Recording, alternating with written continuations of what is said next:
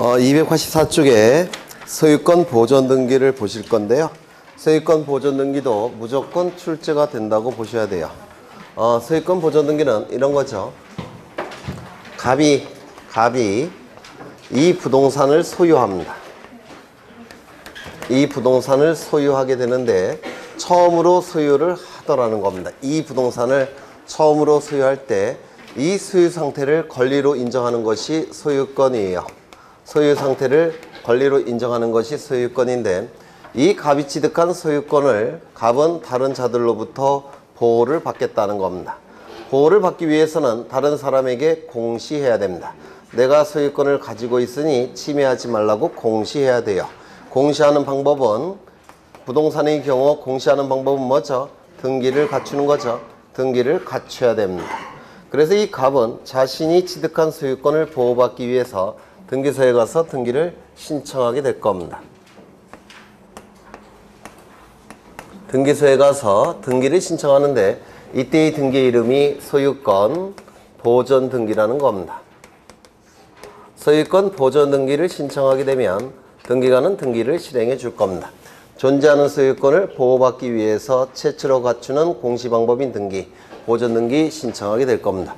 보존 등기는 등기무자가 존재하지 않죠. 따라서 단독 신청이에요. 그러면 등기소에서는 보존 등기를 실행해 줄 겁니다. 1번 소유권 보존 등기 갑, 이렇게 등기를 실행해 줄 겁니다. 그러면 부동산을 처음으로 소유하는 경우 어떠한 경우가 있느냐? 첫 번째, 건물을 신축하면 신축한 자는 건물에 대한 소유권 맨 처음에 소유하겠죠. 두 번째, 공유수면을 매립한다면 그 매립한 자는 그 토지를 취득하겠죠. 그렇죠. 세 번째, 규약상 공용 부분을 폐지한다면, 규약상 공용 부분 폐지할 때, 그러면 규약상 공용 부분이 폐지가 되면 이 공용 부분은 뭐로 전환이 됩니까? 전유 부분으로 전환이 되겠죠. 그럼 이 전유 부분을 취득하는 자, 그 자가 보존등기 신청한다고 했죠. 그래서 이러한 자들은 보존등기를 신청하게 될 테고, 보존등기 신청에 의해서 등기부에 이렇게 신청인의 이름이 기록이 될 겁니다. 그렇다면 이 보존등기를 신청하는 자는 자신에게 소유권이 있다는 사실을 증명할 수 있는 자만 보존등기를 신청할 수 있을 겁니다. 맞습니까? 여기에 기록이 돼야 되니까 소유권을 증명할 수 있는 자만 보존등기를 신청하게 될 거예요. 소유권을 증명할 수 있는 자만 보존등기의 신청인이 될 수가 있다는 겁니다. 그래서 이 소유권 보존등기 신청인이 될 수 있는 자 넷 반드시 외우셔야 된다고 했습니다. 첫 번째, 뭐가 있었죠? 대장에 최초의 소유자로 등록된 자. 대장의 최초의 소유자로 외우셔야 돼요. 등록된 자. 그리고요, 또는 그 상속인, 맞아 외우세요. 기타 포괄 승계인 반드시 외우셔야 됩니다. 이 자는 대장에 의해서 소유권을 증명할 수가 있기 때문에, 대장에 의해서 소유권을 증명할 수 있기 때문에 보존등기를 신청할 수가 있습니다. 두 번째, 확정 판결에 의해서 소유권을 증명하는 자도 보존등기를 신청할 수 있습니다. 프린트 찾아보세요. 프린트에 다 제가 그려놨어요. 프린트에 세 번째, 수용에 의해서 소유권 취득을 증명하는 자도 보존등기를 신청할 수가 있습니다. 네 번째, 특별자치도지사,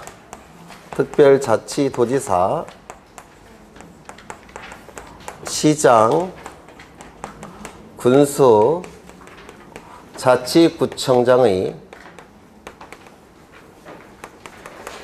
확인에 의해서 소유권을 증명하는 자도 보존등기를 신청할 수가 있습니다.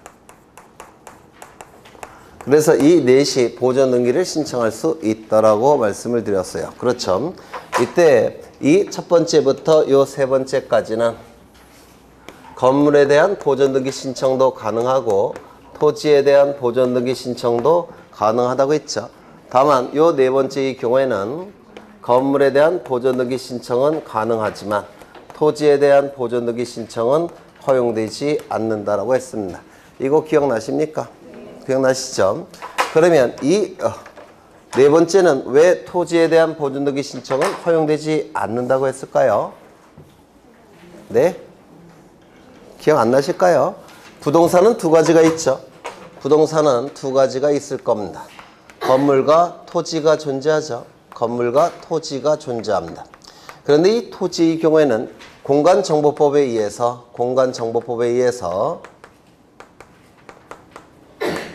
지적공부가 반드시 존재합니다. 지적공부가 반드시 존재해요. 그러면 지적공부는 뭐가 있었죠? 토지대장, 임야대장도 지적공부 안에 포함되는 거죠.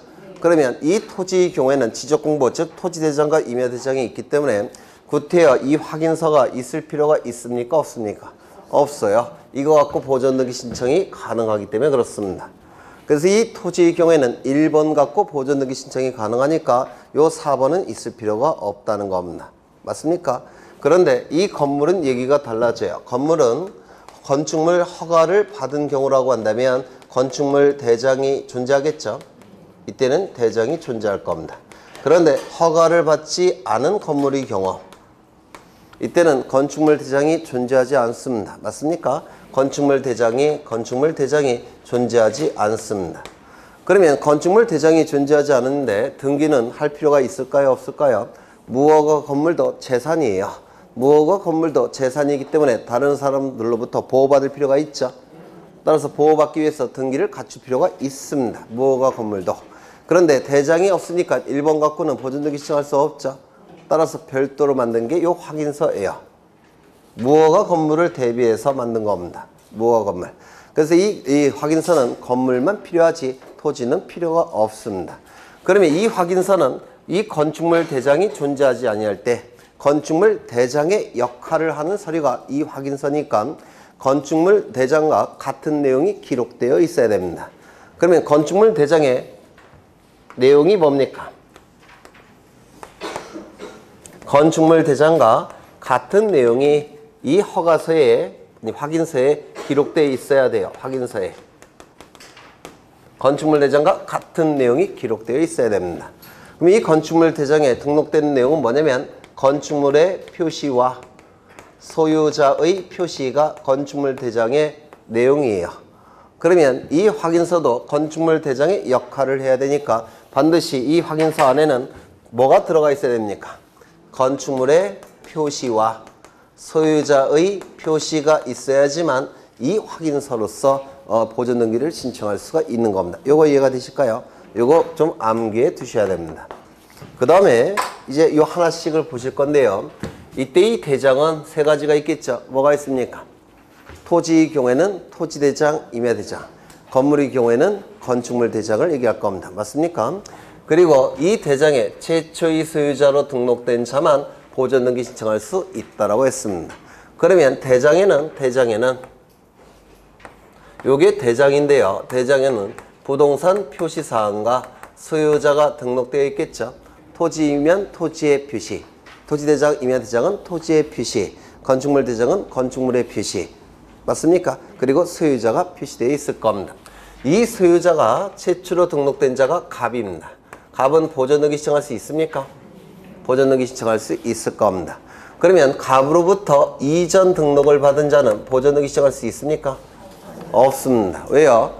최초의 소유자로 등록된 자만이 보존등기 신청할 수 있다고 되어 있기 때문에 최초의 소유자로 등록된 자로부터 이전 등록을 받은 자는 보존등기 신청할 수 없습니다. 그러면 어떻게 해야 되느냐? 갑의 이름으로 보존등기한 다음에 을의 이름으로 이전 등기를 해야 되는 겁니다. 왜? 최초의 소유자로 등록된 자만이 보존등기 신청할 수 있다라고 규정되어 있기 때문에 그렇습니다. 그런데 이런 경우도 있을 수가 있어요. 이건 대장인데 부동산 표시사항이 기록되어 있고 최초로 등록된 자는 국가입니다. 국가로부터 이렇게 이전 등록이 됐다는 겁니다. 그러면 이거는 갑은 보존등기 신청할 수 있느냐? 있습니다. 왜냐하면 국가가 탄생했을 때 최초의 영토 안에 있는 토지는 국가가 국민들에게 이렇게 하나씩 나눠준 겁니다. 따라서 이것도 사실은 요게 생략된 거나 마찬가지예요. 요게 국가가 탄생하게 되면 그 영토는 국가가 국민들에게 이렇게 나눠준 거예요. 이게 맨 처음에. 그러면 이것도 의미하는 바가 국가가 갑에게 나눠준 겁니다. 이것이 생략된 것에 불과해요. 그러면 이때의 갑은 보존등기 신청할 수 있습니까? 있다라고 얘기합니다. 다시요. 원칙적으로 최초의 소유자로 등록된 자만이 보존등기 신청할 수 있지만 예외적으로 국가로부터 이전 등록을 받은 자도 예외적으로 보존등기 신청할 수 있는 겁니다. 이거 이해가 되실까요? 그렇죠. 그 다음에 여기 상속인도 보존등기 신청할 수 있다고 되어 있는데 요 그는 최초의 소유자로 등록된 자를 얘기합니다. 그렇다면 이 갑의 상속인은 보존등기 신청할 수 있겠습니까? 네? 있겠죠. 이 갑이 사망했을 때 상속인이 나타나죠. 사망을 했으니까 갑은 더 이상 보존등기 신청을 못할 겁니다. 그러면 누구에게 보존등기 신청할 권한을 인정해야 되겠습니까? 상속인. 그렇죠. 최초의 소유자로 등록된 자의 상속인은 보존등기 신청할 수 있습니다. 그러면 얘도 보존등기 신청할 수 있겠습니까? 갑 상속인도. 얘도 보존등기 신청할 수 있겠죠? 뭐 있다면 보존등기 신청이 가능할 겁니다. 당연히. 그렇죠. 그러면 얘는 보존등기 신청할 수 있습니까? 최초의 소유자로부터 이전 등록을 받은 자의 상속인은 보존등기 신청이 허용되지 않을 겁니다. 맞습니까? 네. 그 다음에 여기서 기타 포괄 승계인 나와 있는데요. 기타 포괄 승계인이 나와 있는데 여기에 해당되는 게 뭐가 있냐면 유증이 있습니다. 유증. 이 유증은 유언을 통해서 증여할 때 유증이라고 불러요. 유언을 통한 증여를 유증이라고 부르는데요. 이 유증은 두 가지가 있습니다. 포괄 유증이 있고 특정 유증이 존재합니다. 이렇게 두 가지 종류의 유증이 있는데 이 포괄 유증을 받는 자는 포괄 승계인에 해당이 됩니까? 안 됩니까? 네? 되죠. 포괄 유증을 받은 자는 포괄 승계인에 해당이 돼요. 따라서 포괄 유증에 있어서 포괄 유증을 받은 자는 포괄 수증자는 보존등기 신청이 가능합니다. 그 다음에 특정 유증을 받은 자는 특정 승계인이죠. 포괄 승계인이 아니라 특정 승계인이에요. 따라서 특정 유증을 받은 자는 보존등기 신청할 수 없을 겁니다. 이거 이해가 되실까요? 그러면 이건 어떨까요? 여기 갑으로부터 포괄 유증을 받은 자는 보존등기 신청할 수 있습니까? 있겠죠. 그러면 요 갑으로부터 포괄 유증을 받은 자는 보존등기 신청할 수 있겠습니까? 있을 겁니다. 그러면 요 갑으로부터 특정 유증을 받은 자는 보존등기 신청할 수 있습니까? 없겠죠. 갑으로부터 특정 유증을 받은 자는 보존등기 신청할 수 있겠습니까? 당연히 없을 겁니다. 그렇겠죠. 그러면 요 을로부터 포괄 유증을 받은 자는 보존등기 신청할 수 있을까요? 당연히 없습니다. 여기 보시면 기타 포괄 승계인은 그 기타 포괄 승계인이라는 뜻이에요. 그래서 최초의 소유자로 등록된 자로부터의 포괄 승계인만 보존등기 신청할 수 있는 겁니다. 따라서 이전 등록을 받은 자의 포괄 승계인은 당연히 보존등기 신청할 수 없겠죠. 그럼 이전 등록을 받은 자의 특정 승계인은 보존등기 신청할 수 있겠습니까? 당연히 없을 겁니다. 뭐 이런 내용들이 출제가 돼요. 뭐 어려운 건 없죠. 그렇죠. 그 다음에 여기 확정 판결에 의해서 소유권을 증명하는 자. 이것 좀 보겠습니다. 여기 갑은 자신의 노력과 비용으로 건물을 신축합니다. 신축했다면 갑은 민법에 의해서 소유권을 취득하겠죠. 소유권을 취득할 겁니다. 따라서 이 갑은 등기소에 가서 보존등기를 신청하게 될 겁니다. 맞습니까? 그런데 여기 을이 친구인데요. 서류를 위조해서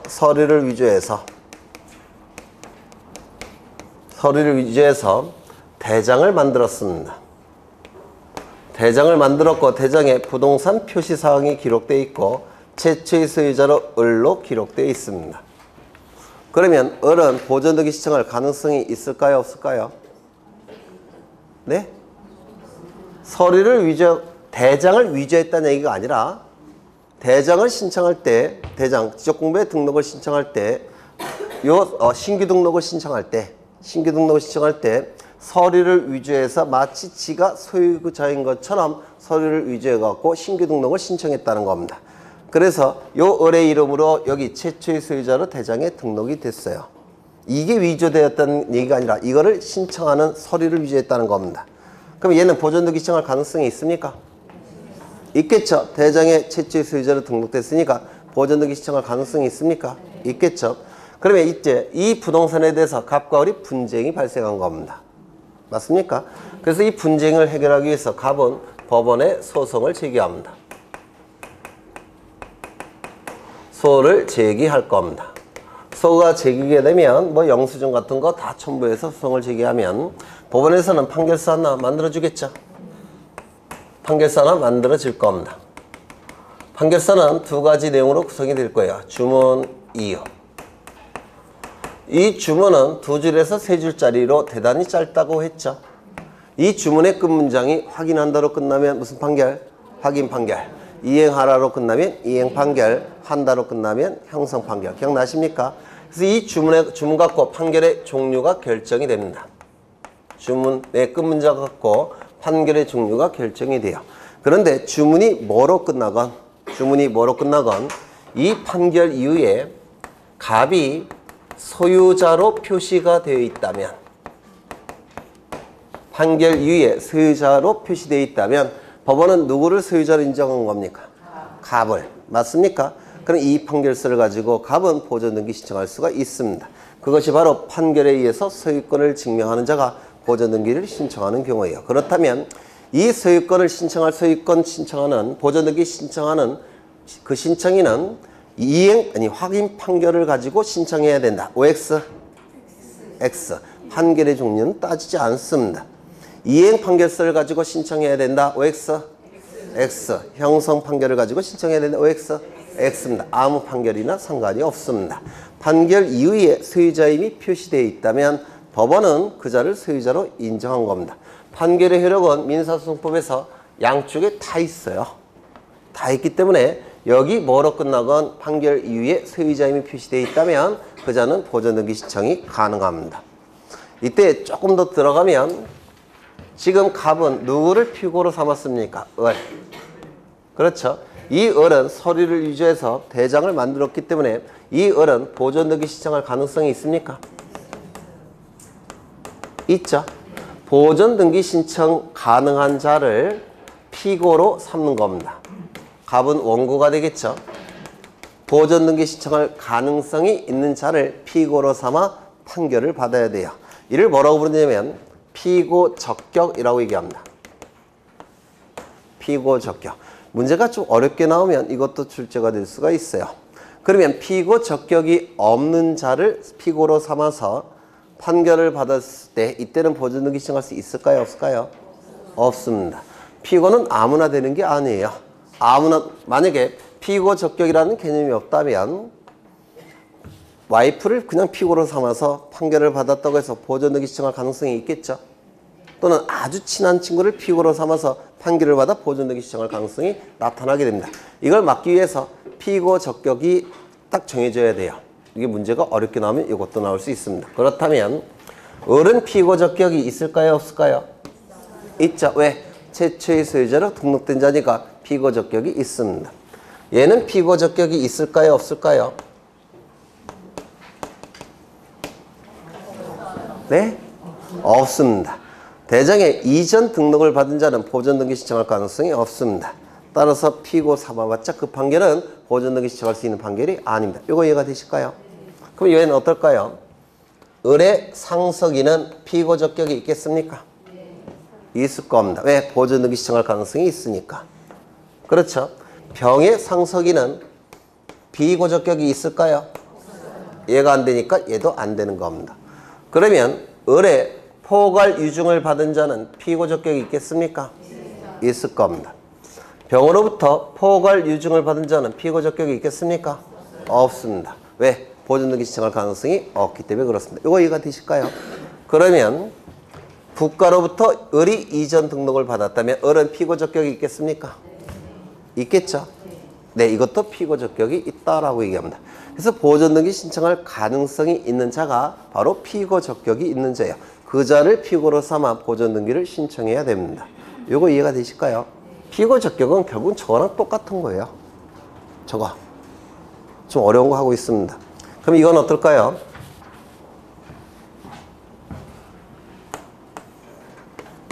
이것은 건축허가서입니다. 건축허가서.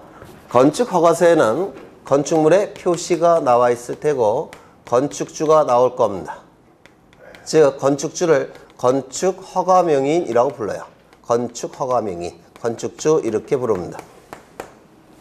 그러면 이 건축주는 건물에 대한 보존 등기를 신청할 수 있는 확인서가 될 수 있을까요? 건축허가서는? 네? 확인서 여기 해당될 수 있을까요? 이거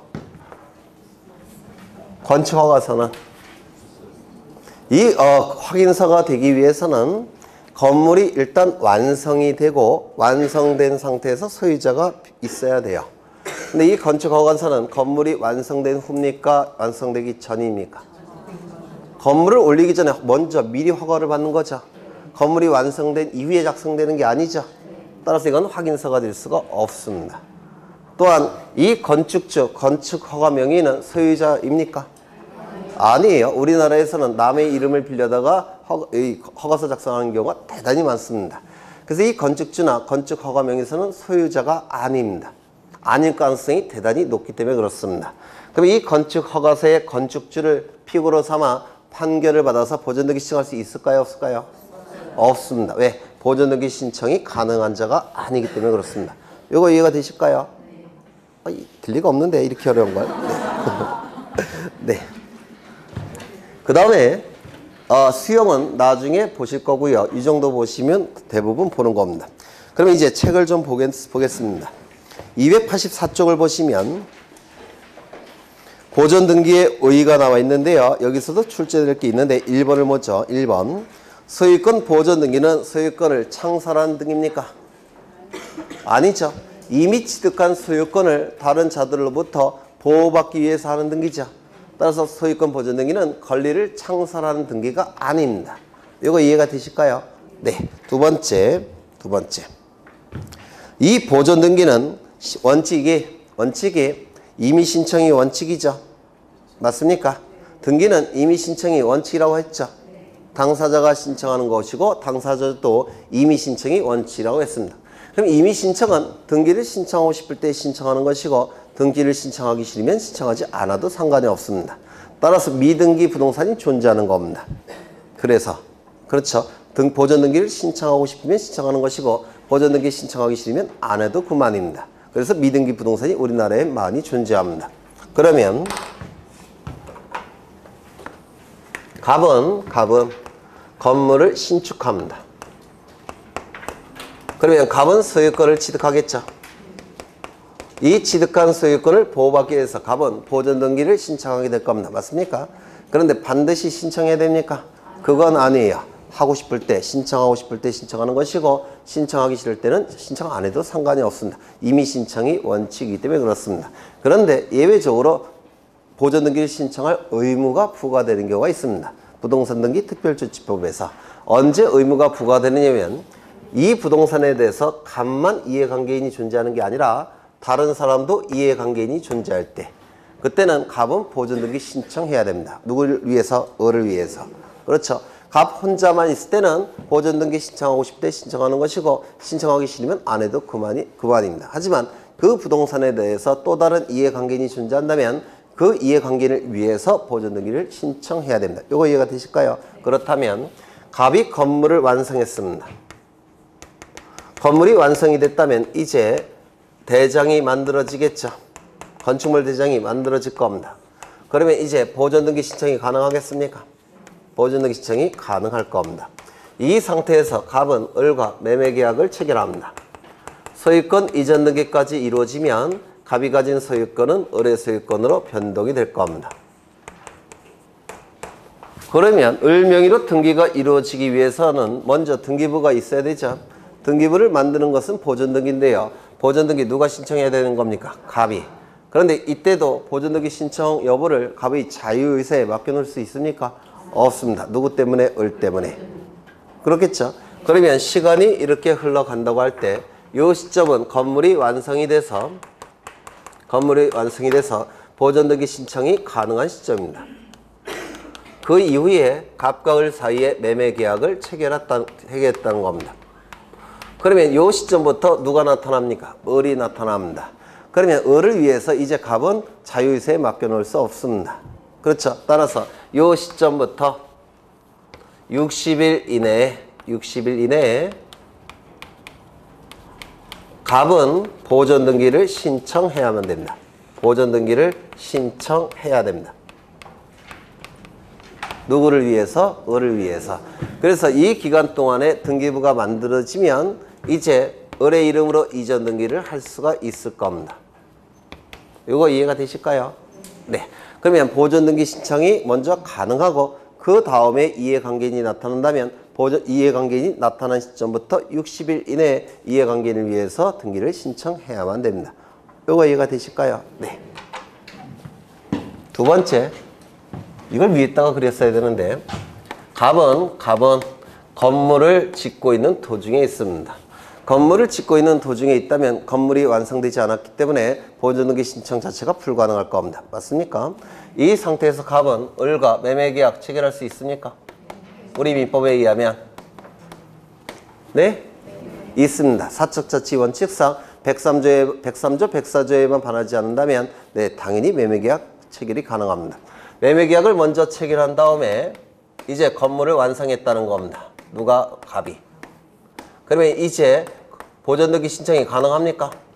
이제 가능하게 될 겁니다. 그러면 시간이 이렇게 흘러간다고 봤을 때 먼저 갑과 을 사이에 매매계약이 체결되었죠. 갑과 을 사이에 매매계약이 체결되었습니다. 그리고 나서 건물이 완성이 됐다는 겁니다. 그러면 이제 보존등기 신청이 가능할 겁니다. 그럼 이 시점부터 60일 이내에 갑은 보존등기를 신청해야만 됩니다. 이렇게 되는 겁니다. 그러면 요걸 보시면 여기서부터 갑에게 보존등기 신청 의무를 부과할 수 있습니까? 없습니까? 없습니다. 왜요? 건물이 완성되지 않았으니까. 맞습니까? 따라서 그럼 여기는 어떻습니까? 여기서부터 보존등기 신청 의무를 부과할 수 있습니까? 이때는 왜 안 됩니까? 이미 신청이 원칙이니까. 이거 이해가 되실까요? 여기는 건물이 완성이 안 돼서 여기는 이미 신청이 원칙이니까. 그렇죠? 그래서 이건 좀 어려운 내용이 아니라서 출제될 가능성이 있습니다. 몇 번 출제가 됐고요. 이거 좀 기억해 두실 필요가 있습니다. 그 내용이 동글뱅이 2번에 나와 있고요. 동글뱅이 2번에. 그 다음에 3번을 보시면 부동산 일부에 대한 소유권 보존 등기 가능합니까? 안 된다고 했죠. 부동산 일부에 대한 소유권 이전 등기 안 된다고 했죠. 그러면 부동산 권리의 일부에 대해서 보존 등기 신청이 가능합니까? 그것도 안 된다고 했죠. 지분권자 1인이 자신의 지분에 대해서만 보존 등기 시작할 수 있다 없다? 없다. 전원의 명의는 보존 등기 시작할 수 있다 없다? 있다. 그걸 얘기하는 겁니다. 그걸 얘기하는 것이고요. 그래서 그 3번, 4번도 앞에서 보신 거고요. 이제 오른쪽을 보시면 보존 등기를 신청할 수 있는 자 다 설명이 됐습니다. 1번, 2번, 3번, 4번 다 설명이 되는데요. 하나 빼먹은 게 있네요. 여기를 좀 보겠습니다. 요거. 보존 등기 신청이 가능한 자를 피고로 삼다고 했죠. 맞습니까? 그런데 요건 대장인데요. 대장에 부동산 표시사항이 있고 그 다음에 여기 빈칸으로 되어 있다는 겁니다. 갑이 건물을 신축했는데요. 갑이 건물을 신축했어요. 그런데 누군가 서류를 위조해서 대장을 만들었는데요. 그 대장의 소유자 부분이 빈칸으로 되어 있다는 겁니다. 그럼 누구를 피고로 삼아야 될지 참 헷갈리겠죠. 누구를 피고로 삼아야 됩니까? 모르시는 게 당연해요. 네. 요 부동산이 건물일 때는 이 건물과 관련된 서류는 전부 다 지자체가 갖고 있어요. 따라서 지자체를 피고로 삼습니다.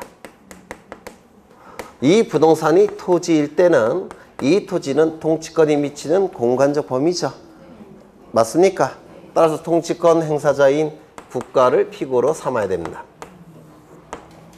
이게 또 출제가 되고 있죠. 그 그래서 대장의 소유자 부분이 빈칸으로 되어 있다면 그 부동산이 토지일 때는 국가, 건물일 때는 지자체를 비고로 삼는 겁니다. 이것도 가끔 출제되죠. 네. 그래서 다 보신 거예요. 출제될 수 있는 가장 어려운 내용까지 보전 등기 다 보신 겁니다. 쭉 읽어보시면 돼요. 이제 어디를 보시냐면 287쪽을 보시면 4번에 소유권 보전 등기 실행 있습니까? 있죠. 거기 동글뱅이 2번을 반드시 기억하셔야 합니다. 소유권 보전 등기를 할 때는 등기원인과 그 날짜를 기록하지 아니한다. 어디에? 등기부에. 등기원인을 기록하지 않는 이유는요. 이 건물이나 토지가 존재한다면 소유권을 취득하는 자가 있다고 그랬죠.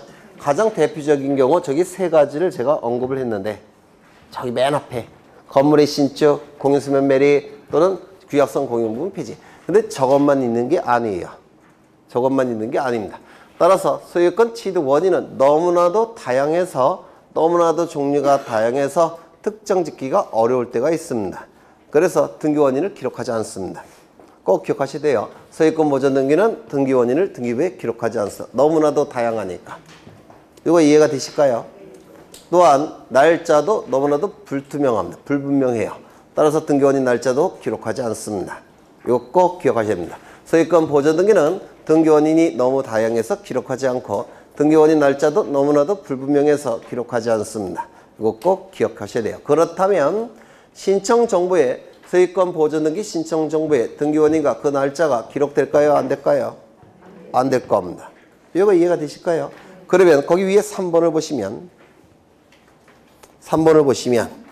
첨부 정보가 나와 있죠. 거기 1번을 꼭 기억하셔야 되는데요.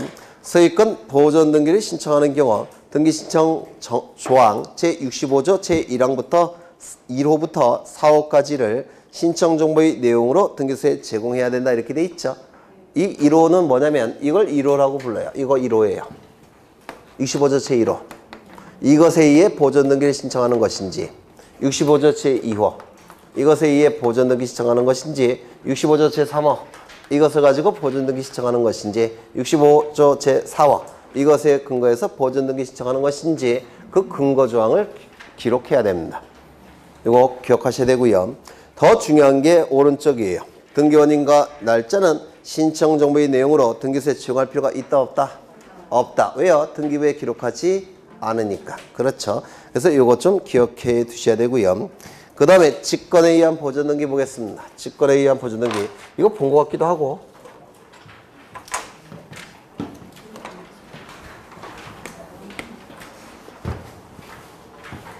여기에 이 부동산의 소유자는 갑입니다. 소유권은 갑이 갖고 있어요. 그런데 이 갑은 동시에 채무자입니다. 그러면 채무자는 자신의 채무를 변제기에 자발적으로 이행을 해야 되겠죠. 그게 원칙이에요. 채무자는 자신의 채무를 이행기에 자발적으로 이행해야 됩니다. 변제기에 자발적으로 변제해야 돼요. 그게 정상입니다. 그런데 여기 채무자가 있다는 얘기는 여기에 채권자가 있다는 뜻이에요. 그러면 이 채권자는 채무자가 이행기에 자발적으로 이행을 통해서 자신의 채권을 만족받게 될 겁니다. 맞습니까? 그런데 이행하지 않게 되면, 자발적으로 이행하지 않으면 강제로 이행해야 되겠죠. 맞습니까? 자발적으로 이행하지 않는다면 강제로라도 이행해야 될 겁니다. 그 강제로 이행하게 하는 것이 강제 집행하는 겁니다. 그래서 강제 집행을 통해서 자신의 채권을 만족받고자 할 겁니다. 채무자 소유 부동산에 대해서 강제 집행을 통해서 자신의 채권을 만족받고자 할 겁니다. 그런데 이 강제 집행을 하기 위해서는 권리의 원천, 집행권한이라는 게 필요합니다. 강제 집행할 수 있는 권리의 원천, 집행권한이라고 하는 게 필요해요. 옛날에는 채무명의라고 불렀는데요. 지금은 용어가 바뀌었어요. 집행권한으로. 이 집행권한에 해당되는 게 판결서입니다. 그래서 판결서가 있어야지만 강제 집행을 할 수가 있습니다. 그러면 판결서를 먼저 만들어야 되겠죠. 강제 집행하기 위해서는. 그래서 법원에 소송을 제기합니다. 판결서를 만들기 위해서. 문제는 소송이 제기된 시점부터 판결이 확정이 되기까지는 시간이 걸려요. 짧으면 1년, 길면 15년까지도 걸릴 수가 있습니다. 이게 소송이라는 게. 그러면 중간에 갑이 그 소유 부동산을 다른 자에게 처분하게 되면 요 시점부터 소유권은 누구에게 귀속이 됩니까? 을이 갖게 되죠.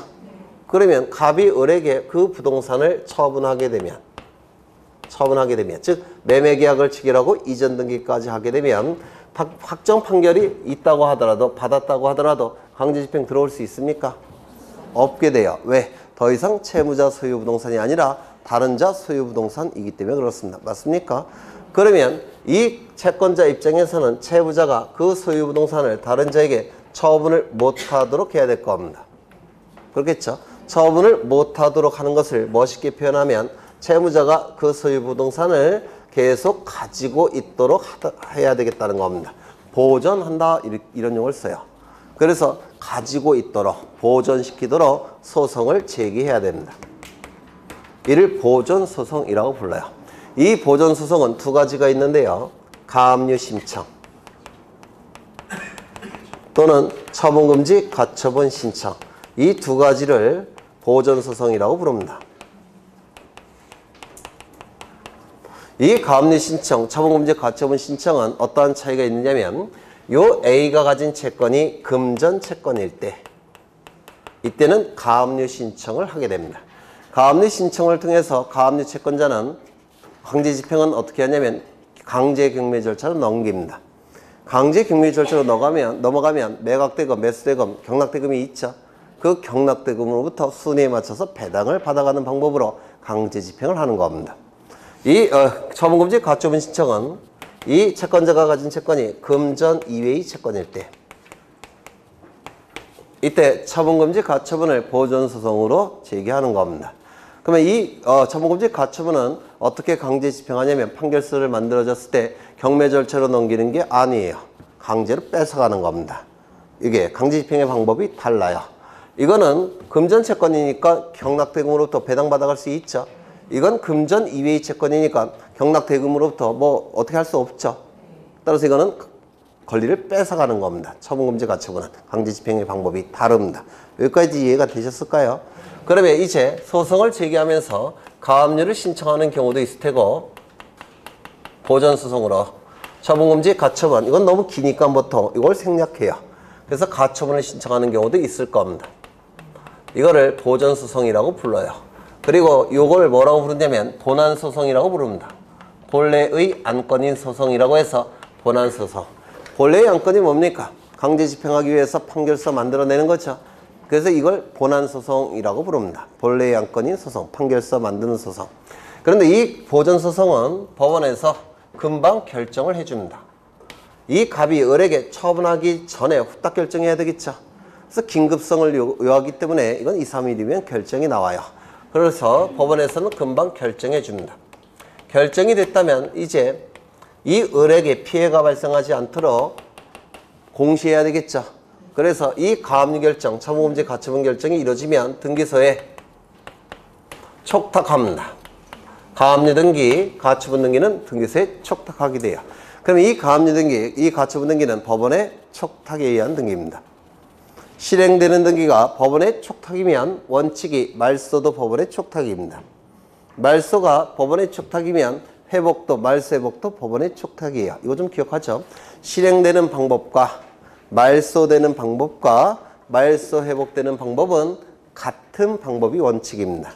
그러면 등기가 처음 실행될 때 공동신청이면 말소도 어떻게 될까요? 공동신청. 회복은요? 공동신청. 실행된 등기가 단독신청이라고 한다면 회복은 어떻게 될까요? 단독신청. 말소도 단독신청. 소유권 보존등기는 단독신청이죠. 말소는 어떻게 될까요? 단독신청. 말소 회복은요? 단독신청. 그게 원칙입니다. 그럼 이 가압류 가처분 등기는 법원의 촉탁에 의한 등기니까 원칙이 말소는 어떻게 이루어집니까? 법원의 촉탁에 의해서 말소가 될 겁니다. 맞습니까? 여기까지 되셨을까요? 네.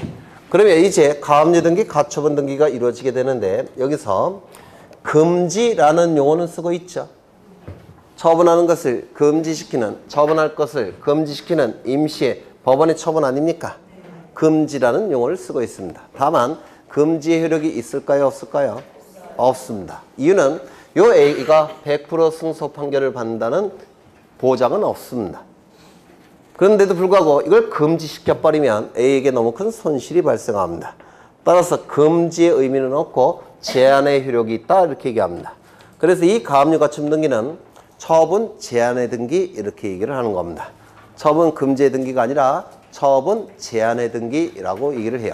그래서 경매개시 결정 등기, 압류 등기, 가압류, 가처분 등기는 전부 다 금지 효력은 없습니다. 왜? 채권자가 100% 승소 판결을 받는다는 보장은 없기 때문에 그렇습니다. 채권이 있어도 패소 판결을 받을 수가 있어요. 소송은. 증거 자료를 제때 제출을 못하면 패소 판결을 받습니다. 이걸 공격 방어 방법 이렇게 얘기하는데요. 증거 자료가 제때 제출되지 않으면 채권이 있다는 것이 입증이 돼도 패소 판결을 받게 됩니다. 그래서 채권자가 100% 승소 판결을 받는 보장은 없어요. 금지 효력을 인정할 수 있겠습니까? 없습니다. 제한의 효력만 있다 이렇게 얘기를 합니다. 여기까지 되셨나요? 네, 오늘 문제풀이 할 때 이거 다 다시 상세하게 설명할 텐데요. 오늘 기출문제 풀어보신 분은 아시겠지만 엄청 어렵죠? 네, 어차피 원장님도 안 계시니까 몰래 들어오세요. 네. 굉장히 어려운 등기를 할 겁니다. 가등기 다 할 거예요. 가처분 등기도 다 할 거고. 그리고 도망가시면 안 돼요. 네, 오늘 할 게 워낙 어려워서 들어두시는 게 좋을 겁니다. 그런데 문제는 이 부동산이 미등기이더라는 겁니다. 그러면 법원의 촉탁에 의해서 가압류나 처분금지 가처분 등기가 실행이 되어야 되는데 미등기 부동산이라고 한다면 등기부가 없습니다. 그렇죠? 등기부가 없어서 이 가압류 가처분 등기를 할 수가 없어요. 그러면 이 등기관은 어떻게 해야 될까요? 네? 첫 번째, 직권으로 먼저 보존 등기를 해야 됩니다. 그래서 등기부를 만들어야 돼요. 갑의 이름으로 직권으로 보존 등기를 해야 됩니다. 그래서 등기부를 만들어야 됩니다. 등기부가 만들어졌으면 이제 법원의 촉탁에 의해서 가압류 등기나 처분금지 가처분 등기가 실행이 될 겁니다.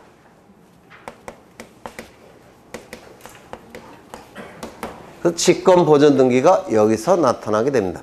그런데 이 직권 보존 등기가 가능하기 위해서는 요건을 충족해야 돼요. 요건이 뭐냐면 이 직권 보존 등기는 요 촉탁이 첫 번째 법원의 촉탁이 있어야 됩니다. 법원의 촉탁에 의한 등기만 직권 보존 등기가 가능합니다. 그러면 세무서의 촉탁이 있을 때 이때는 직권 보존 등기 가능하겠습니까? 세무서의 압류 등기 촉탁이 있을 때 허용되지 않습니다. 반드시 촉탁의 주체는 법원이어야 돼요.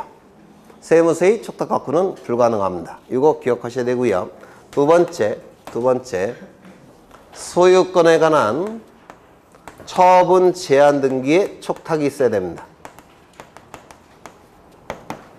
즉 전세권에 대한 가압류 가처분 등기, 임차권에 대한 가압류 가처분 등기, 지상권에 대한 가압류 가처분 등기에 촉탁이 있을 때는 이때는 직권 보존 등기 됩니까? 안 됩니까? 안 됩니다. 반드시 소유권에 대한 가압류 가처분 등기에 촉탁이 있을 때만 직권 보존 등기가 가능합니다. 이 두 가지도 문제가 어렵게 출제가 된다면 이거 출제가 될 수 있습니다. 이 직권 보존 등기가 가능하기 위해선 첫 번째 법원의 촉탁이 있을 것, 두 번째 소유권에 대한 처분 제한 등기의 촉탁일 것, 이 두 가지 요건이 충족이 될 때만 직권 보존 등기가 가능합니다. 이거 되셨을까요? 하나 더. 여기서 요거를 철회하는 경우가 있겠죠. 이것이 철회되는 경우가 있습니다. 그럼 이것이 철회가 됐다고 한다면 이 등기도 어떻게 돼야 될까요? 촉탁에 의해서 말소가 돼야 되겠죠. 실행되는 등기가 촉탁이며 말소도 어떻게 된다고 했죠? 촉탁. 그래서 이 등기도 말소가 돼야 되겠죠. 그러면 이것 때문에 직권 보존 등기했는데 이것이 말소가 되면 이것도 말소해야 되겠습니까? 네? 직권 보존 등기했으니까 등기관은 이것을 말소할 때 이것도 직권으로 말소해야 되겠습니까? 해서는 안 됩니다. 왜요? 왜? 왜에 대한 대답이 나와야지만 이해가 되는 거예요. 왜에 대한 대답이 안 나오면 그건 이해가 된 게 아닙니다. 암기한 거지. 본 시험장에서 무력합니다. 문구를 바꿔버리면. 네. 왜요? 부동산이 존재할 때 등기부가 있는 게 정상입니까? 없는 게 정상입니까? 있는 게 정상입니다. 없는 게 정상이 아니에요. 없는 건 비정상인 겁니다. 있는 게 정상이에요. 따라서 이 등기가 말소가 된다고 하더라도 직권보존 등기는 말소되지 않습니다. 존치시켜야 됩니다. 여기까지 되셨습니까? 네. 그 정도 보시면 될 것 같고요. 그 다음에 직권보존 등기 하나 더 있죠. 이거 두 번째 하는 것 같아요. 분명히 했어요.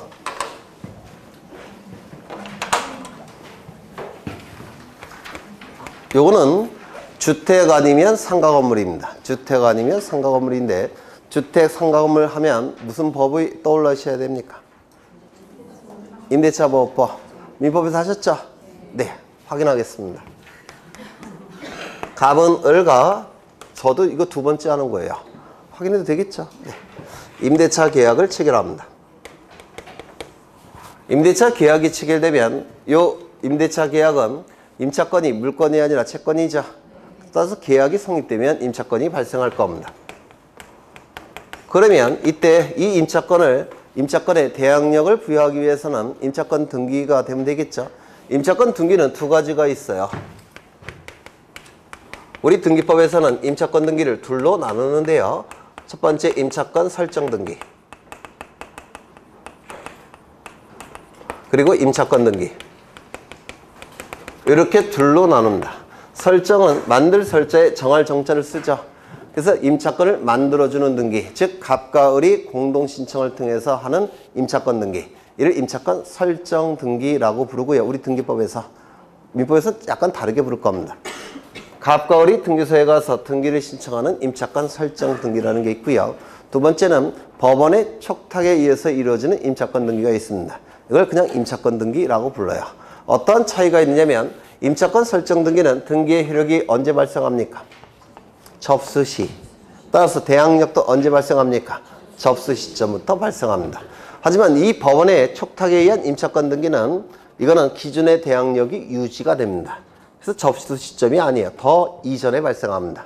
이게 그래서 두 개의 차이점이 나타나요. 그러면 보통 임차권 발생했을 때 갑과 을이 등기소에 가서 임차권 설정 등기를 신청할 텐데요. 보통 집주인이 안 해주죠. 그러면 등기 말고 다른 방법을 통해서 대항력을 발생시키는 방법이 있습니다. 뭐가 있습니까? 점유와 주민등록 또는 전입신고. 전입신고가 이루어지면 주민등록이 있는 것으로 간주합니다. 주민등록법에서. 그러면 언제부터 대항력이 발생합니까? 이길 0시. 이 길은 다음날 이란 뜻이에요. 다음날 0시부터 임차권의 대항력이 발생합니다. 이 길 0시부터 여기까지 되셨습니까? 그렇죠. 그런데 임대차 계약서에 정한 존속기간이 종료가 됩니다. 존속기간이 종료가 됐다면 이제 임차권 소멸하겠죠. 소멸했을 테니까 임차보증금은 어떻게 돼야 될까요? 반환이 돼야 될 겁니다. 그런데 반환이 안 되더라는 겁니다. 돈이 없다고 지금 갑이 튕기고 있습니다. 문제는 임차권이 존속기간이 종료가 됐으니까 을은 병의 집으로 이사 가야 되겠죠.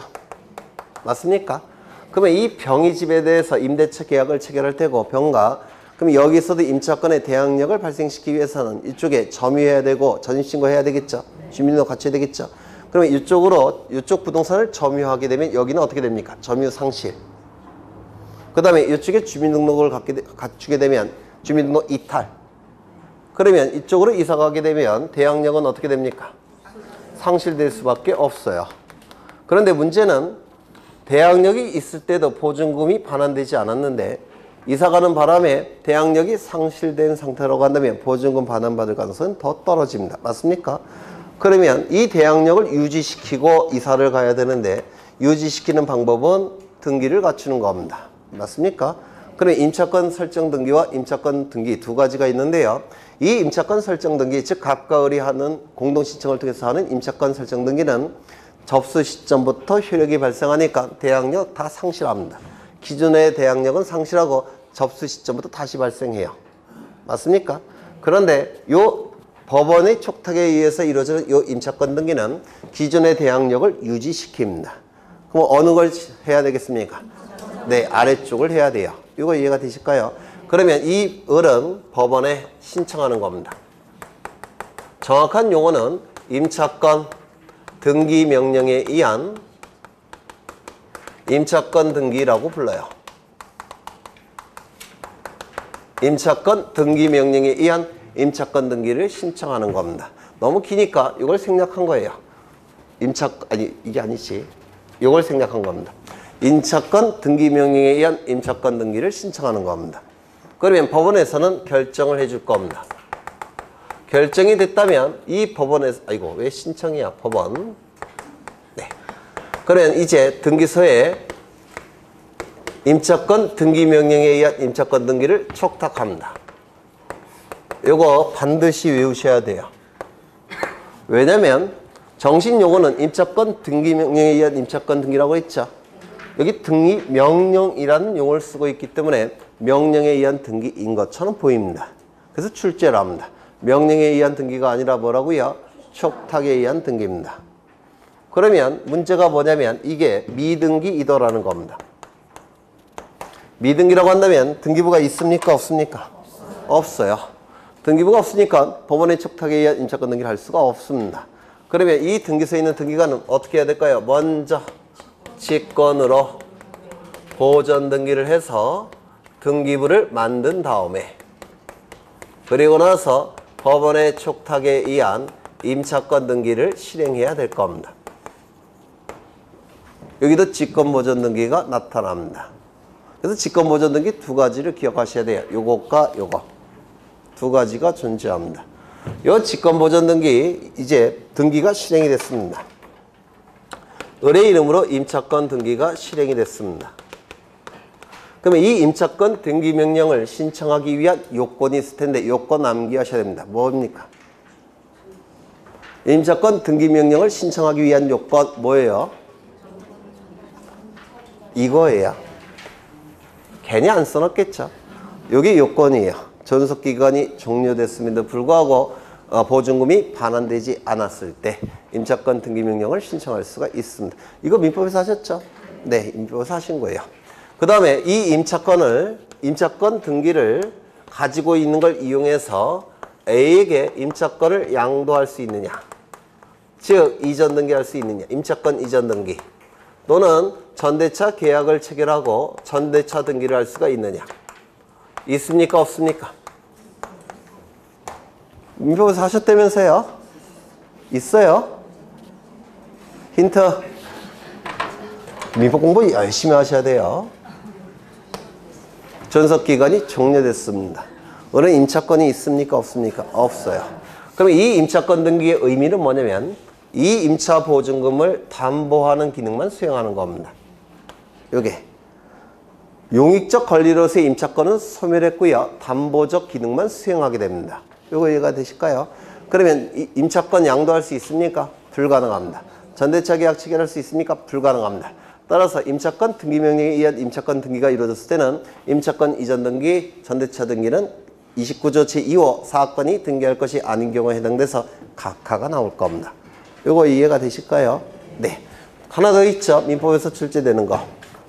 이 상태에서 B에게 임대차 계약을 체결했고요. 요 B는 소액 임차인입니다. 소액 임차인은 최우선 변제권 있습니까? 네? 있죠. 민법에서 하셨죠? 이때 소액 임차인 B는 최우선 변제권 인정될 수 있을까요? 없을까요? 만약에 이걸 인정해버리면 이 담보의 기능은 이거는 어떻게 됩니까? 상실돼 버립니다. 맞습니까?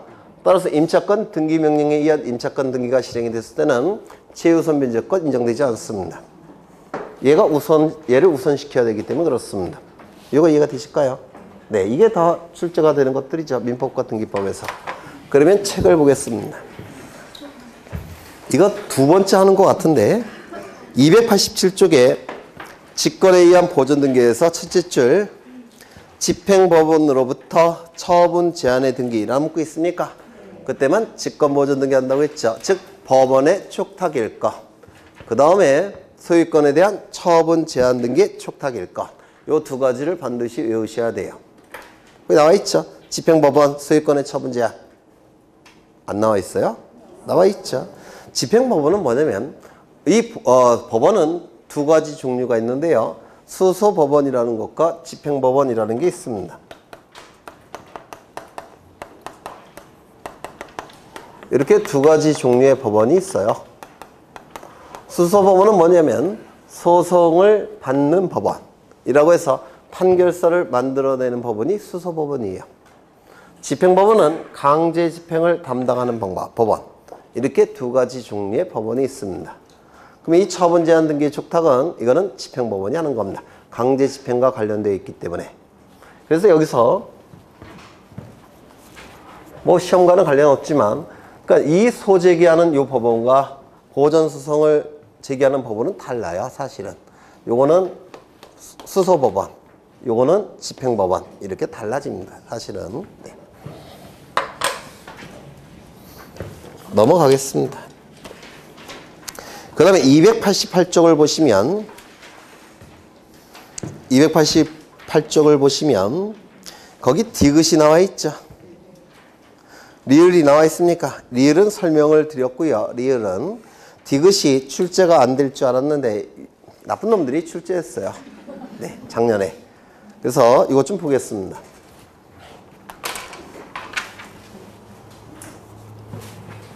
요 경우를 얘기하는 건데요. 먼저 직권으로 보존 등기한 다음에 촉탁에 의한 가압류 처분 등기가 실행이 된다고 했죠. 맞습니까? 그런데 이 건축물이 건축법상 사용 승인을 받지 못했다는 겁니다. 아직. 이 건축물이 건축법상 사용 승인을 받지 그러니까 허가를 받지 못했다는 겁니다. 허가를 받지 못했다면 허가를 직권 보존 등기할 때 여기 직권 보존 등기할 때 표제부가 만들어지겠죠. 그리고 갑구 만들어질 테고 을구가 만들어지겠죠. 그래서 1번 소유권 보존 갑 이렇게 등기가 실행이 되겠죠. 그런데 이 부동산이 건축법상 허가 승인 사용 승인을 받지 못했다면 이 표제부에 건축법상 사용 승인을 받지 못했다는 사실을 기록해야 됩니다. 이 건물을 직권보존 등기할 때 건축법상 사용 승인을 받지 못한 건물이라는 사실을 여기다가 기록해야 돼요. 그것도 공시해야 됩니다. 그러면 나중에 사용 승인 받았다면 나중에 사용 승인을 받았다면 이거는 어떻게 해야 될까요? 말소시켜야 되겠죠. 이 말소는 갑이 말소 등기를 신청하는 겁니다. 소유권의 보존 등기 명인이 말소 등기 신청하는 건데요. 표제부 등기는 원칙이 다 1월 1일입니다. 말소 등기도 1월 이내에 신청하는 겁니다. 사용 승인을 받은 날로부터 1월 이내에. 이게 출제가 됐어요. 이게 사실은 이게 출제되리라고 전혀 예상을 못했는데요. 이걸 모르신다고 하더라도 문제를 풀 수는 있어요. 뭐냐면 표제부 등기는 원칙적으로 1월 이내에 신청하는 겁니다. 표제부 등기는 1월 이내. 그것만 알고 계시다면 당연히 이것도 틀리라고 낸 문제지만 득점하실 수 있었을 겁니다. 그 다음에 이제 289쪽을 보십니다. 매매 계약으로 인한 소유권 이전 등기가 나와 있고요. 한 페이지 넘겨보시면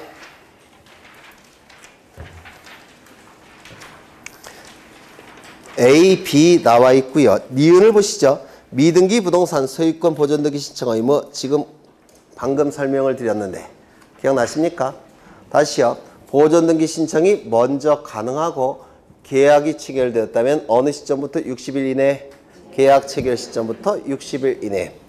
계약을 먼저 체결한 다음에 보존 등기 신청이 가능하다면 언제부터 60일 이내? 보존 등기 신청이 가능한 날로부터 60일 이내. 기억나십니까? 쉬웠네. 네. 그게 그 니은에 나와 있고요. 그 위에 A도 좀 이따가 설명을 드릴 거고요. 디귿이 문제죠. 디귿이 전매대 부동산. 이건 나중에 설명을 드리겠습니다. 이것까지 설명하면 머리가 뽀개질 거예요. 네.